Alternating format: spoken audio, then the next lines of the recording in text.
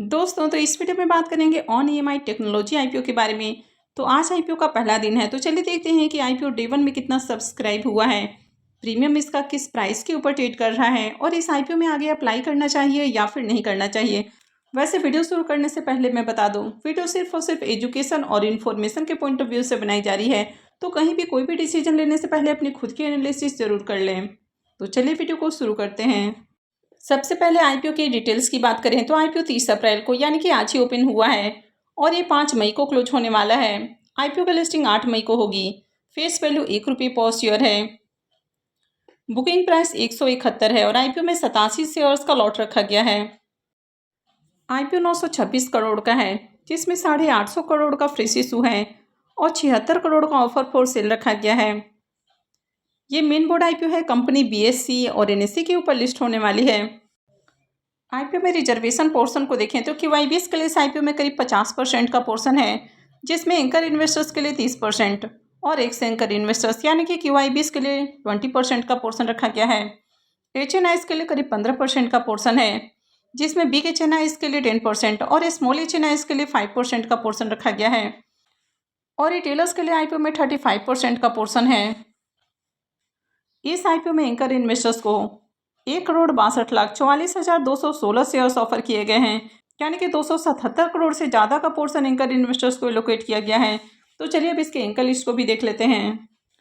IPO के अगर anchor list को देखें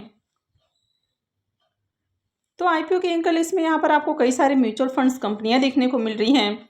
साथ ही यहाँ पर कई डीआईआईस भी हैं, यानी कि डोमेस्टिक इंस्टीट्यूशनल इन्वेस्टर्स भी इसमें आए हैं और फॉरेन इंस्टीट्यूशनल इन्वेस्टर्स की ओर से भी यहाँ पर बिडिंग देखने को मिली है। अगर टोटल नंबर ऑफ इन्वेस्टर्स की बात की जाए तो टोटल यहाँ पर 22 एंकर इन्वेस्टर्स आए हैं। तो आईपीओ के एंकर लिस्ट में एफआईआईस, डीआईआईस और साथ में म्यूचुअल फंड्स कंपनियां भी देखने को मिली है। तो 926 करोड़ का आईपीओ है और 22 एंकर इन्वेस्टर्स आए हैं, यानी कि बढ़िया एंकर लिस्ट है। अगर म्यूचुअल फंड्स कंपनियों के बारे में बात की जाए तो आईपीओ में 13 म्यूचुअल फंड स्कीम्स की ओर से पैसा लगाया गया है। कंपनी के अगर बिजनेस के बारे में बात की जाए तो ये एक फिनटेक कंपनी है जो कि डिजिटली लोन देने का काम करती है, यानी कि कंपनी जो मोबाइल ऐप होता है तो उसके थ्रू लोन देती है और इजली जो ईएमआई है वो पे किया जा सकता है, यानी कि कंपनी घर बैठे ही मोबाइल के थ्रू लोन लेने की सुविधा देती है। कंपनी के अगर ब्रांड की बात करें तो किस्त और रिंग इनके 2 ब्रांड है। किस्त इनका डिजिटल लैंडिंग प्लेटफॉर्म है, यानी कि यहाँ से ऋण लिया जाता है और रिंग इनका पेमेंट ऐप है जिसके थ्रू आप इजिली ईएमआई के थ्रू पेमेंट कर सकते हैं। इस कंपनी ने एनबीएफसी कंपनी के साथ पार्टनरशिप किया है जो कि लोन डिसबर्समेंट, केवाईसी और ईएमआई कलेक्शन से रिलेटेड कामकाज देखती है।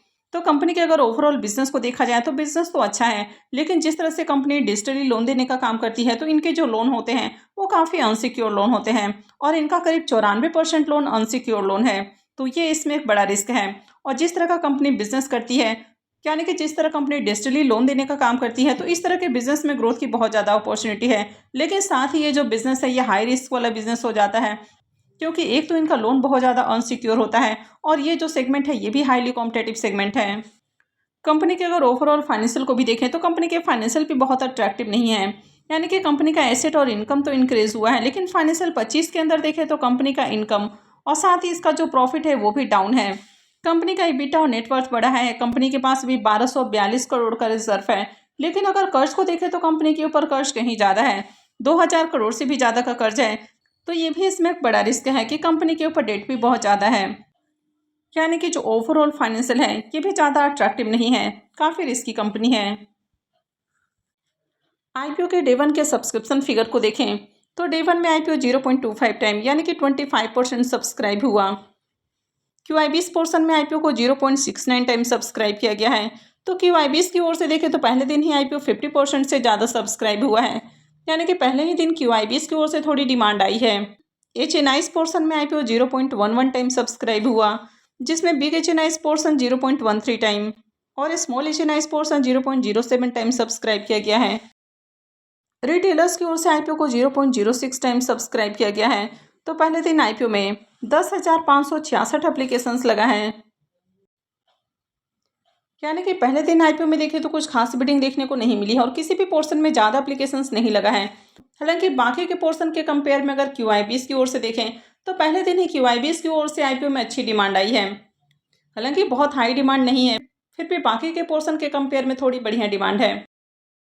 और आपने कई सारे पिछले आईपीओस में भी देखा था कि क्यूआईबीस की ओर से पहले दिन ही बढ़िया एप्लीकेशंस लगता है, हालांकि बाद में उनकी ओर से भी कुछ खास डिमांड देखने को नहीं मिलती है। तो ये एक स्ट्रैटेजी है कि क्यूआईबीस अगर पैसे लगा रहे हैं तो उसको देखकर बाकी के जो इन्वेस्टर्स हैं वे भी अट्रैक्ट होंगे। और यही रीज़न है कि लगातार पिछले कई आईपीओ में पहले दिन ही क्यूआईबीस की ओर से बढ़िया डिमांड देखने को मिल रही है। तो चलिए अब इसके जीएमपी को भी देख लेते हैं। अब इसके ग्रे मार्केट प्रीमियम को देखें तो फिलहाल इसका प्रीमियम 4 रुपये के ऊपर ट्रेड कर रहा है, हालांकि थोड़ी देर पहले इसका प्रीमियम 4.5 रुपये के अराउंड देखने को मिला था। आईपीओ में 87 शेयर्स का लॉट है, यानी कि एक लॉट से 348 रुपये के करीब प्रॉफिट की उम्मीद है। प्रीमियम को देखें तो प्रीमियम 2% के अराउंड ट्रेड कर रहा है, तो काफ़ी लो प्रीमियम है। अब कंपनी के अगर बिजनेस को देखें तो ये एक फिनटेक कंपनी है जो कि डिजिटली लोन देने का काम करती है। तो जिस तरह का कंपनी बिजनेस करती है तो आगे भी इसमें ग्रोथ की अपॉर्चुनिटी है, लेकिन इस तरह की जो कंपनियां हैं इनका जो ज़्यादातर लोन होता है वो अनसिक्योर लोन हो जाता है। तो इस तरह की कंपनियां काफ़ी रिस्की होती हैं। माना जा रहा है कि इनका जो 94% करीब लोन है वो अनसिक्योर लोन है, यानी कि हाईली रिस्की कंपनी है। और कंपनी के ऊपर कर्ज को भी देखें तो कर्ज भी बहुत ज़्यादा है, तो ये भी इसमें एक बड़ा रिस्क है। ग्रे मार्केट में प्रीमियम भी फिलहाल कुछ खास प्राइस के ऊपर देखने को नहीं मिल रहा है, यानी कि बढ़िया लिस्टिंग गेन की भी उम्मीद नहीं लग रही है। और मार्केट में भी लगातार अनसर्टेनिटी देखने को मिल रही है। आज के दिन मार्केट में भी गिरावट देखने को मिली। तो जब तक आपको मार्केट में तेजी देखने को नहीं मिलती है, आईपीओ में बढ़िया डिमांड नहीं आती है, यानी कि बढ़िया एप्लीकेशंस नहीं लगता है, तब तक अप्लाई करना रिस्की हो सकता है। तो मैं आगे भी इसी तरह की और भी अपडेट आपके लिए लेकर आती रहूँगी। तो आगे भी ऐसे ही और अपडेट से जुड़े रहने के लिए चैनल से जुड़े रहें, चैनल को सब्सक्राइब करके रखें। और अगर आपने वीडियो को लाइक नहीं किया है तो वीडियो को भी लाइक कर दें। और वीडियो को अंत तक देखने के लिए आप सबका बहुत बहुत धन्यवाद।